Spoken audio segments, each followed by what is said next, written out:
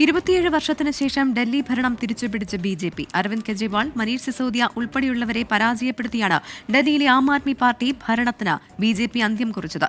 മൂന്നാം വട്ടവും കോൺഗ്രസ് ചിത്രത്തിൽ തന്നെ ഇല്ലാതായി. 48 സീറ്റുകൾ ബി.ജെ.പി. നേടിയപ്പോൾ ആം ആദ്മി പാർട്ടി 22 സീറ്റിൽ ഒതുങ്ങി.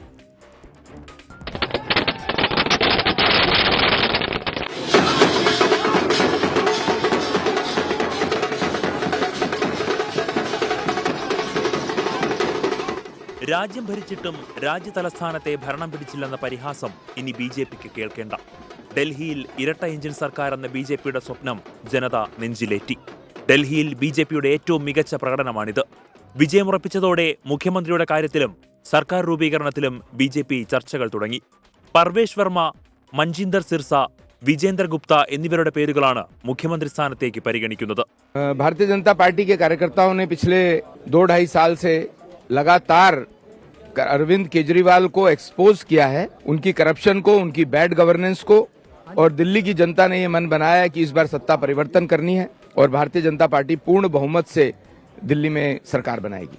ഹാട്രിക് ജയം സ്വപ്നം കണ്ടിറങ്ങിയ ആം ആദ്മി പാർട്ടിയുടെ വൻമരങ്ങളെ കടപുഴക്കിയത് ബി.ജെ.പി. വിജയത്തിന്റെ മാറ്റുകൂട്ടി. ന്യൂഡൽഹി മണ്ഡലത്തിൽ ആം ആദ്മി പാർട്ടിയുടെ എല്ലാമായ അരവിന്ദ് കെജ്രിവാൾ, ജഗ്പുരയിൽ പാർട്ടിയുടെ ബുദ്ധികേന്ദ്രം മനീഷ് സിസോദിയ തുടങ്ങിയവർക്ക് തോൽവി. കാൽക്കാജി മണ്ഡലത്തിൽ മുഖ്യമന്ത്രി അതിഷിയുടെ ജയം ആം ആദ്മി പാർട്ടിക്ക് ചെറിയ ആശ്വാസം മാത്രമാണ്. തോൽവിയുടെ പശ്ചാത്തലത്തിൽ മുതിർന്ന നേതാക്കൾ അരവിന്ദ് കെജ്രിവാളുമായി കൂടിക്കാഴ്ച നടത്തി. आज दिल्ली के चुनाव के नतीजे आए हैं. जनता का जो भी निर्णय है, जनता का जो भी फैसला है, उसे हम पूरी विनम्रता के साथ स्वीकार करते हैं. मैं भारतीय जनता पार्टी को इस जीत के लिए बहुत बहुत बधाई देता हूं और मैं उम्मीद करता हूं कि जिस उम्मीद के साथ और जिस आशा के साथ लोगों ने उनको बहुमत दिया है. തുടർച്ചയായ മൂന്നാം വട്ടവും കോൺഗ്രസിന് സീറ്റൊന്നുമില്ല. തിരഞ്ഞെടുപ്പ് ഫലം കോൺഗ്രസിന് പാഠമെന്ന് നേതാക്കൾ. I suppose they have voted for change. My congratulations to all those who have won. And for the rest of us, it just means we have to work harder and we have to stay there, be on the ground and be responsive to the people's issues. കോൺഗ്രസിന്റെയും ആം ആദ്മി പാർട്ടിയുടെയും കോട്ടകളിൽ BJP. മുന്നേറ്റം നടത്തി. വൈകിട്ട് ബി.ജെ.പിയുടെ കേന്ദ്ര ആസ്ഥാനത്ത് പ്രധാനമന്ത്രി നരേന്ദ്രമോദി പ്രവർത്തകരെ അഭിസംബോധന ചെയ്യും. വീണ്ടും ഒരു ഭരണമാറ്റത്തിന് വേദിയായിരിക്കുകയാണ് രാജ്യതലസ്ഥാനം. 27 വർഷങ്ങൾക്ക് ശേഷം ബി.ജെ.പിക്ക് ഭരണം.